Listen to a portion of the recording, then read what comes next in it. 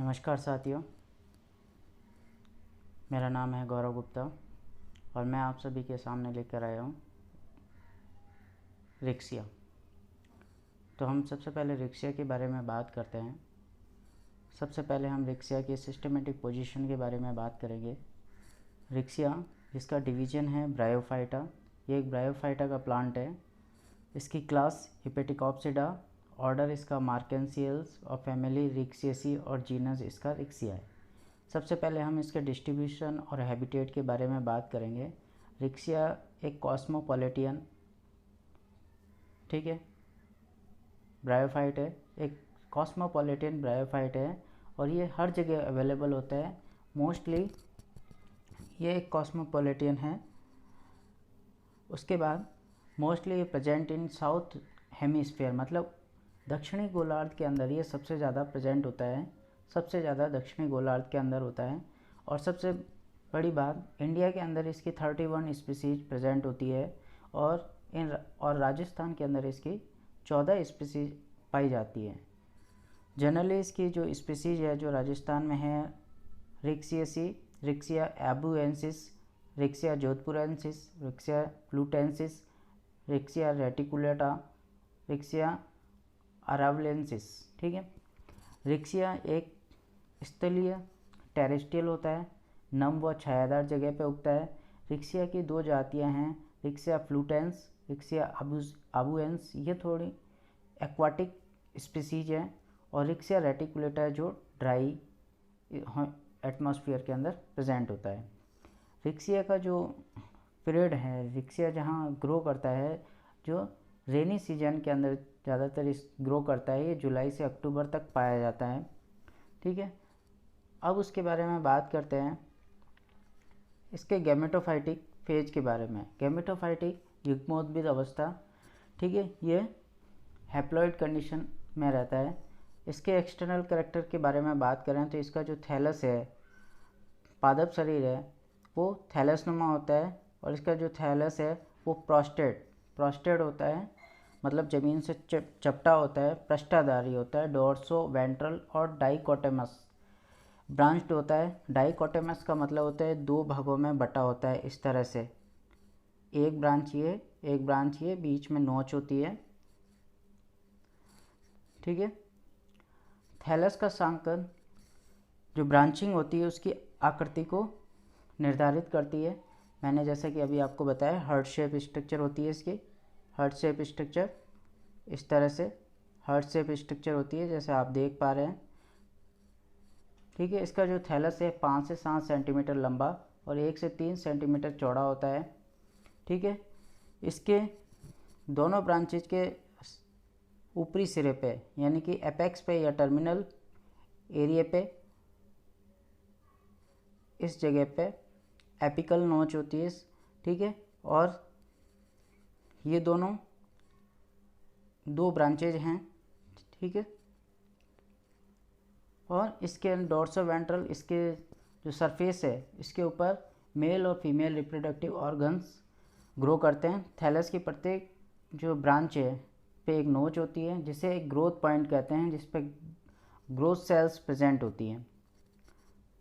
Next, thallus के जो मध्य भाग है किनारों से मोटा होता है और इसके अंदर मिड रिब प्रेजेंट होती है। क्या प्रेजेंट होती है? मिड रिब होती है। मिड रिब का काम होता है, मिड रिब दिखने में मिड रिब जैसी होती है, वास्तविक स्ट्रक्चर नहीं होती है। इसकी प्रत्येक जो ब्रांच है उसके ऊपर डोर्सो वेंट्रल सरफेस पे मिड रिब रीजन के क्षेत्र में एक मीडियन लॉन्गिट्यूडिनल ग्रूव होती है। उस ग्रूव के अंदर एक एपिकल नोच प्रेजेंट होती है। इस एपिकल नोच से ही रिप्रोडक्टिव ऑर्गन्स का फॉर्मेशन होता है। थैलस की जो वेंट्रल सरफेस है, वेंट्रल सरफेस यानी कि अधर सतह पे दो प्रकार की संरचनाएं निकलती हैं। पहला तो है राइजोइड और स्केल्स। राइजोइड मूलाभास, ये यूनिसेलुलर अनब्रांच और सॉफ्ट स्ट्रक्चर होती है। लोअर एपिडर्मिस से इनका फॉर्मेशन होता है।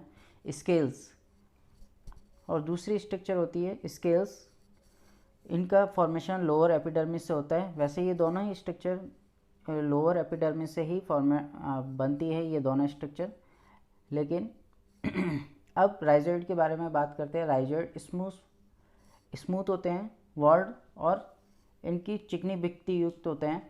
ठीक है, सॉरी, इनकी बाह्य व अंतःभित्तियाँ खिंची होती, स्ट्रेच होती हैं।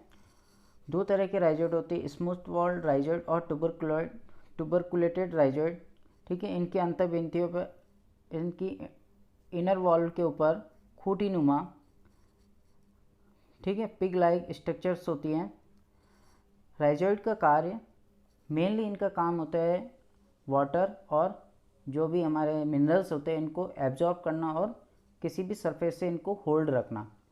ठीक है, अब बात करते हैं स्केल्स की। स्केल्स मल्टी सेलुलर होते हैं, वायलेट कलर में होते हैं, एक कोश की मोटाई के होते हैं, प्लेट सदस्य, प्लेट लाइक इनकी स्ट्रक्चर होती है। ठीक है, थैलस के टर्मिनल एंड पर एक एपिकल नोच होती है, जैसे मैंने आपको बताया था कि ये वाली एपिकल नोच होती है, ये इसका थैलस है, तो यहाँ पर ये एपिकल नोच होती है। ठीक है, यंग थैलस में एक पंक्ति में अरेंज रहती है। ठीक है, जैसे जैसे थैलस की वृद्धि होती है ये एपिकल नोच मध्य भाग से प्रत्येक स्केल्स दो भागों में टूट जाते हैं, दो खंडों में विभक्त हो जाते हैं। इसलिए मैच्योर जो थैलस है उसके ऊपर स्केल्स की दो लेयर होती है और प्रत्येक लेयर के अंदर इस वास्तव में स्केल्स का हाफ पार्ट होता है, आधा भाग होता है, प्रदर्शित करते हैं। रिक्सिया फ्लूटेंस के अंदर जो थैलस होता है वो रिबन लाइक स्ट्रक्चर में होता है। ठीक है, अब हम बात करते हैं इसके इंटरनल स्ट्रक्चर की। इंटरनल स्ट्रक्चर, रिक्सिया का जो मैच्योर थैलस की इंटरनल स्ट्रक्चर दो भागों में बटी होती है। एक ऊपर वाला जो क्षेत्र होता है जो डोर्सल सरफेस कहलाती है और नीचे वाले जो सरफेस होता है वो वेंट्रल सरफेस कहलाती है। डोर्सल सरफेस के अंदर फोटोसिंथेटिक रीजन होता है जिसके अंदर फोटोसिंथेसिस होती है, यानी कि वो ग्रीन पार्ट होता है। नीचे वाला जो पार्ट होता है वेंट्रल सरफेस वो ग्रीन नहीं होता है, उसके अंदर स्टोर रीजन होता है। अब बात करते हैं फोटोसिंथेटिक रीजन। फोटोसिंथेटिक रीजन के अंदर ये इसका फोटोसिंथेटिक रीजन है, इसके अंदर एयर कैनाल्स प्रेजेंट होती हैं, डिसकंटिन्यूस अपर एपिडर्मिस होती है, एपिडर्मिस के अंदर एयर कैनाल की वजह से ये डिसकंटिन्यू हो जाती है। ठीक है, और इसके अंदर फोटोसिंथेटिक रीजन होता है, नीचे की साइड में ये स्केल्स हैं, ये स्केल्स हैं, ये स्टोरेज रीजन है और ये इसके राइजोइड है, ये इसका कंप्लीट थैलस है। ठीक है, यह क्षेत्र जो फोटोसिंथेटिक रीजन है जिसके अंदर क्लोरोप्लास्ट होता है, विलगित वर्टिकल सेल्स की एक रोज होती हैं। ठीक है, रो ऑफ कॉलम्स होता है, इन रोज के अंदर फोटोसिंथेटिक फिलामेंट्स प्रेजेंट होते हैं। प्रत्येक तंतु की जो एपिकल कोशिका आकार में बड़ी और हाइलाइन क्लोरोप्लास्ट, बड़ी हाइलाइन एंड क्लोरोप्लास्ट इनके अंदर एब्सेंट रहता है, मतलब रहित का मतलब होता है एब्सेंट होता है। ये कोशिकाएं थैलस के ऊपरी अपर डर्मिस बनाती हैं। क्या बनाती हैं? ये अपर डर्मिस बनाती हैं। फोटोसिंथेटिक रीजन के बीच में छोटे छोटे से गैप्स प्रेजेंट होते हैं जो एयर चैम्बर की तरह काम करते हैं। प्रत्येक जो एयर चैम्बर है वो 4 से 8 फिलामेंट से घिरा रहता है और जो डोर्सल सरफेस पे एयर पोर पे खुलते हैं, जैसे कि ये ऊपर वाली स्ट्रक्चर जैसे मैंने आपको बताया, ये देखो, ये जो छोटे छोटे से पोर्स हैं, ये वाले जो ये एयर चैम्बर्स हैं। उसके बाद जो इन एयरपोर्ट्स का काम होता है गैसेस एक्सचेंज का काम करना होता है। अब हम सेकंड पार्ट की बात करते हैं, स्टोरेज रीजन, संचयी क्षेत्र। यह क्षेत्र सघन, ठीक है, डेंस होता है, रंगीन और पैरेनकाइमेटस सेल्स का बना होता है, मृदुद की कोशिकाओं का बना होता है। जो पैरेनकाइमेटस सेल्स का मतलब होते हैं वो सेल्स जो किसी के अंदर डिफ्रेंशिएट नहीं होती हैं। ठीक है, इन सेल्स में क्लोरोप्लास्ट और इंट्रासेलुलर स्पेस एब्सेंट होते हैं। सेल्स के बीच के जो स्पेस होते हैं उनको इंट्रासेलुलर स्पेस कहते हैं। इस क्षेत्र में भोजन का संग्रहण होता है।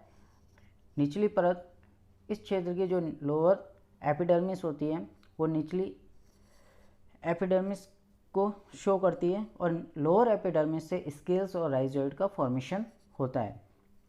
अब एपिकल ग्रोथ, इसके अंदर इसके थैलस की ग्रोथ किस तरह से होती है इसके बारे में बात करते हैं। रिक्सिया का जो थैलस है उसके अंदर एपिकल नोच में 3 से 5 एपिकल सेल्स प्रेजेंट होती हैं।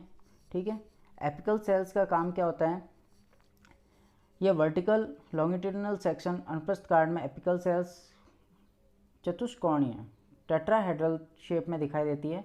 प्रत्येक एपिकल सेल्स के अंदर चारों प्लेन्स, इसके 4 प्लेन्स होते हैं। चारों प्लेन्स के अंदर इसके 4 प्लेन कौन कौन से होते हैं, एक डोर्सल होता है, एक वेंट्रल होता है, 2 लैटरल साइड, 2 साइड वाली होती हैं। इन चारों प्लेन्स के अंदर इसके अंदर डिवीजन होता है, ठीक है। थैलस का जो अधिकांश भाग होता है वो डोर्सल सरफेस का बना होता है, डोर्सल को पृष्ठ या अपाक्ष सतह भी कहते हैं, ठीक है। और वेंट्रल सरफेस की जो सेल्स होती हैं उसके अंदर स्केल्स और राइजोइड्स का फॉर्मेशन होता है। अब एपिकल सेल्स के अंदर डिवीजन किस तरह से होता है, एपिकल सेल्स के अंदर डिवीजन होता है परिणत या पेरिनल डिवीजन। परिणत डिवीजन के बारे में अगर मैं आपको पहले बता चुका हूँ, फिर भी बता देता हूँ। जो सेल, माना कि ये कोई सेल है, सेल की पैरेलल सरफेस से अगर कोई डिवीजन होता है उसको कहते हैं पेरिक्लिनल डिवीजन, परिणत डिवीजन, ठीक है। परिणत डिवीजन से 2 तरह की सेल्स बनती हैं, एक इनर सेल्स और एक आउटर सेल्स। इनर सेल्स के अंदर मल्टी टाइम डिवीजन होने से थैलस का जो स्टोरेज रीजन और लोअर एपिडर्मिस का फॉर्मेशन होता है। आउटर सेल्स, इनके अंदर भी मल्टी टाइम डिवीजन होता है जिससे फोटोसिंथेटिक रीजन और अपर डर्मिस का फॉर्मेशन होता है। उसके बाद एपिकल सेल्स के अंदर जो लैटरल साइड्स होती हैं उनके अंदर डिवीजन से थैलस की लंबाई और चौड़ाई बढ़ती है। ग्रोथ पॉइंट में केंद्र में एक से अधिक एपिकल सेल्स प्रेजेंट, ठीक है। ग्रोथ सेल्स के केंद्र में एक या एक से अधिक एपिकल सेल्स में विभाजन बंद हो जाने से वेस्ट थैलस होता है, उसके अंदर क्या होता है, 2 समूह बन जाते हैं। और ये कहने का मतलब ये है कि जो एपिकल सेल से बाद में ग्रोथ होती है, इसके चारों प्लेन्स में ग्रोथ होती है और इसके अंदर 2 सतहों से इसका जो ग्रोथ पॉइंट है वो बंद हो जाता है और उस बंद जगह से क्या होता है, थैलस 2 भागों में बढ़ जाता है, डाइकोटोमसली डिवाइड हो जाता है। नाउ अब बात करते हैं इनके रिप्रोडक्शन की। तो इनका रिप्रोडक्शन 2 मेथड से होता है, फर्स्ट वेजिटेटिव, दूसरा सेक्सुअल रिप्रोडक्शन। इनके अंदर एसेक्सुअल रिप्रोडक्शन एब्सेंट होता है। वेजिटेटिव रिप्रोडक्शन की अगर बात करते हैं तो वो फेवरेबल कंडीशंस में होता है और इनके अंदर बहुत तेज़ी से इनके अंदर ग्रोथ होती है, ठीक है। सबसे पहला मेथड है फ्रेगमेंटेशन। फ्रेगमेंटेशन में क्या होता है, इसका जो बेसल पार्ट है, जो आधारी भाग है, नीचे वाला जो पार्ट है वो गलता रहता है और जब इसके जो गल कर डेस्ट्रॉय होकर अगर वो जहाँ से द्विशाखन स्टार्ट होता है वहाँ तक पहुँच जाता है और इस तरह से दोनों जो ब्रांचेज हैं, जो डाइकोटोमसली ब्रांच हो रखी है, इस जगह से यहाँ से अगर गलता हुआ आ जाता है और दोनों थैलस अलग अलग हो जाते हैं। इस तरह से इनके अंदर फ्रेगमेंटेशन से भी वेजिटेटिव रिप्रोडक्शन होता है। फिर दूसरा है एडवांटेजियस ब्रांच। एडवांटेजियस ब्रांच में क्या होता है, थैलस के जो अदर्स लोअर सरफेस है, लोअर वेंट्रल सरफेस है, वहाँ से मध्य सिरा से कुछ एडवांटेजियस ब्रांच निकलती हैं। ये ब्रांच क्या करती हैं, मेन प्लांट से अलग हो जाती हैं और एक नए रिक्सिया थैलस का फॉर्मेशन कर लेती हैं। रिक्सिया फ्लूटेंस के अंदर इस तरह की मेथड प्रेजेंट होती है। उसके बाद बाई पेरिनेटिंग परसिस्टेंट एपीज, चिरकालिक शीट्स द्वारा कभी कभी क्या होता है कि अनफेवरेबल कंडीशन में सारा थैलस नष्ट हो जाता है, लेकिन इनकी जो एपिकल सेल्स होती हैं वो डोरमेंट कंडीशन में चली जाती हैं और जैसे इनको वापस फेवरेबल कंडीशन मिलती है और ये वापस जर्मिनेट होकर न्यू थैलस, रिक्सिया थैलस का फॉर्मेशन कर लेती हैं। उसके बाद बात करते हैं हम ट्यूबर की, कंद द्वारा। इसमें क्या होता है, ग्रोथ पीरियड वृद्धि काल, इसमें क्या शीट्स की जो एक गोलाकार संरचना बन जाती है। जो एपिकल नोच है उसके पास में एक मल्टी सेलुलर स्ट्रक्चर बन जाती है जिसे ट्यूबर कहते हैं। और जो ये ट्यूबर क्या होता है, जो अनफेवरेबल कंडीशन के अंदर डोरमेंसी के अंदर चला जाता है और जैसे ही डोरमेंसी के अंदर ये सॉइल के अंदर पड़ा रहता है, जैसे ही डोरमेंसी ख़त्म होती है, फेवरेबल कंडीशन आती है, ये वापस जर्मिनेट हो जाता है। इस तरह से नया प्लांट फॉर्मेशन कर लेते। उसके बाद राइजोइड की जो टिप होती हैं, इनके सीड्स पर एक मल्टी सेलुलर मास का फॉर्मेशन होता है जिसे गैमा कहते हैं और ये गैमा राइजोइड से अलग होकर न्यू गैमा ये न्यू प्लांट का फॉर्मेशन, न्यू रिक्शा थैलस का फॉर्मेशन कर लेते हैं। उसके बाद बात करते हैं सेक्सुअल रिप्रोडक्शन। तो सेक्सुअल रिप्रोडक्शन के अंदर दो मेल रिप्रोडक्टिव ऑर्गन और फीमेल रिप्रोडक्टिव ऑर्गन का फॉर्मेशन होता है। मेल रिप्रोडक्टिव ऑर्गन को एंथ्रीडियम कहते हैं और फीमेल रिप्रोडक्टिव ऑर्गन को आर्किगोनियम कहते हैं। और ये दोनों का फॉर्मेशन होता है जो थैलस की डॉर्सल सरफेस पे होता है। ठीक है, अब बात करते हैं एंथ्रीडियम की। एंथ्रीडियम जो थैलस के डॉर्सल सरफेस पे जो मिडरिब एरिया है वहाँ पे एंथ्रीडियल चैम्बर के अंदर इनका फॉर्मेशन होता है। इनके एंथ्रीडियम के जो फॉर्मेशन की जो मेथड होती है उसके अंदर जो प्रोसेस होती है उसके अंदर 3 स्टेप्स इंक्लूड होते हैं। सबसे पहले है development of antheridium, structure of the mature antheridium और dehiscence of the antheridium. Dehiscence that means उनका प्रकीर्णन किस तरह से होता है। तो सबसे पहले हम बात करते हैं development of antheridium. Development of antheridium के बारे में बात करते हैं।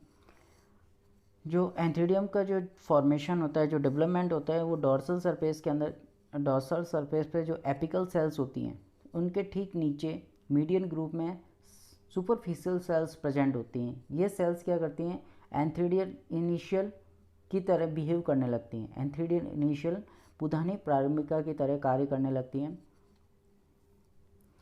एंथ्रीडियल इनिशियल सेल्स के अंदर एक बार अनुप्रस्थ विभाजन होता है। अनुप्रस्थ विभाजन से क्या होता है, दो सेल्स बन जाती हैं। एक ऊपर वाली सेल्स आउटर सेल्स कहलाती है, नीचे वाली आधारी कोशिका बेसल सेल्स कहलाती है।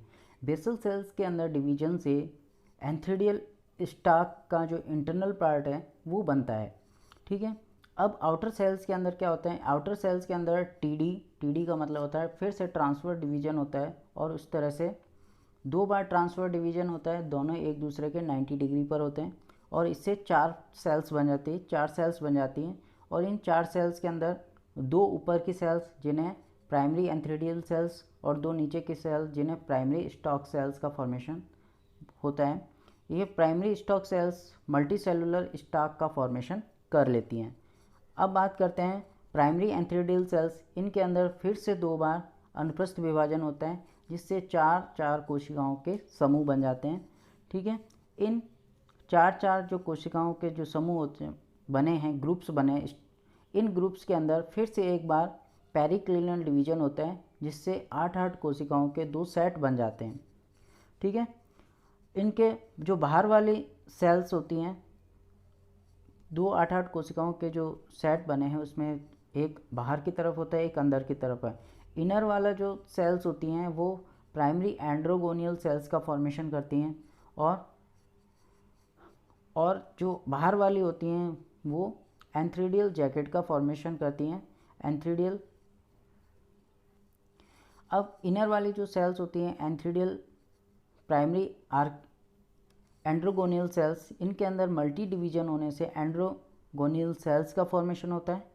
प्राइमरी एंड्रोगोनियल सेल से एंड्रोगोनियल सेल्स का फॉर्मेशन होता है और इन एंड्रोगोनियल सेल से एंड्रोगोनियल मदर सेल्स एएमसी का फॉर्मेशन होता है। और इनके अंदर डायगोनल डिवीजन होने से 2 त्रिकोणीय ट्रायंगुलर शेप के एंड्रोसाइट्स शुक्राणु मात्र कोशिका एंड्रोसाइट स्पर्म मदर सेल्स का फॉर्मेशन होता है। और इनके अंदर स्पर्म मदर सेल्स के अंदर मेटामॉर्फोसिस से 2 बाइफ्लैजिलेटेड एंथ्रोजॉइड्स का फॉर्मेशन होता है।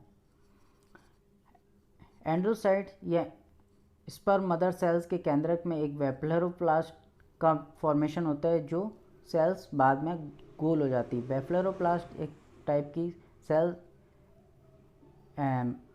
इसके अंदर सेल ऑर्गेनेल्स होता है जो इसको गोल कर देते हैं। अब हम बात करते हैं मैच्योर जो एंथ्रीडियम बना है उसकी स्ट्रक्चर कैसी होती है। मैच्योर एंथ्रीडियम गोल और अंडाकार आकृति की होती है। यह छोटे बहुकोशिकीय और 2 कोशिकीय मोटे वृंतनुमा पुदानी जो एंथ्रीडियल चैम्बर के बेस पर जुड़े रहते हैं। एंथ्रीडियल चैम्बर एक सिंगल एक स्तरीय जैकेट द्वारा घिरा रहता है। एंथ्रीडियम है उसके अंदर सैकड़ों एंथ्रोजॉइड विकसित हो जाते हैं और सारे जो एंथ्रोजॉइड्स होते हैं वो बाइफ्लैजिलेटेड और कॉइल्ड फॉर्म में होते हैं। अब जैसे ही ये मैच्योर एंथ्रीडियम तैयार हो जाते हैं, अब उनका डाइजेशन मतलब स्फुटन होता है, और इनके जो डाइजेशन के लिए जल की आवश्यकता होती है। बिकॉज मैंने आपको पहले ही बताया कि रिक्सिया एक ब्रायोफाइट है, और ब्रायोफाइट्स को अपने लाइफ साइकिल को कंप्लीट करने के लिए वाटर की रिक्वायरमेंट होती है, इसीलिए इनको एम्फीबियस प्लांट भी कहते हैं। ठीक है, इनके अंदर जो डिस्पर्सन के लिए वाटर की रिक्वायरमेंट होती है। वाटर में क्या होता है, इसकी जो जैकेट्स की जो सीड सेल्स है, एपिकल सेल्स, वो वाटर को एब्जॉर्ब कर लेती हैं, और इससे अंदर का दबाव बढ़ जाता है, और दबाव बढ़ने से इनकी जो शीट्स कोशिका होती है वो फट जाती है, और सारे एंथ्रोजोइड्स बाहर निकल जाते हैं। तो इसी के साथ ये चैप्टर का जो फर्स्ट पार्ट है वो कंप्लीट हो गया। अब हम बात करेंगे इसकी आर्किगोनियम की, वो अगले वीडियो के अंदर बात करेंगे।